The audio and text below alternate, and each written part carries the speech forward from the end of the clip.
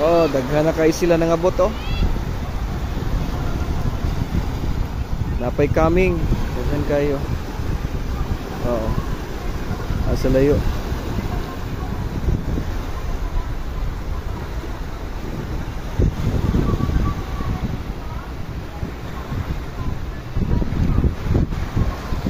If you plan for overnight, muna sa inyong buhaton, magpabook mo rin sa'yo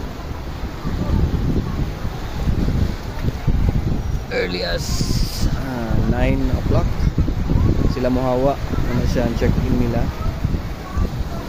sa ilahang speedboat, sa ilahang transportation going to this place. Yeah, after that, after 1 hour, maabot na mo diri sa ilang place. Kani sila karon mga nag-island hopping lang gid ni. Isa daghan na kay nagdunggo diri.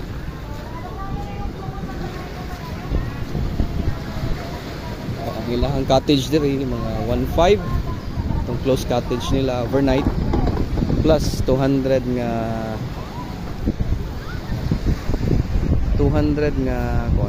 environmental fee. Mahal lang kay mga pagkaon diri. Ang tubig diri is 50 pesos. Sila itag 20 nga pesos to pang hugas lang nila.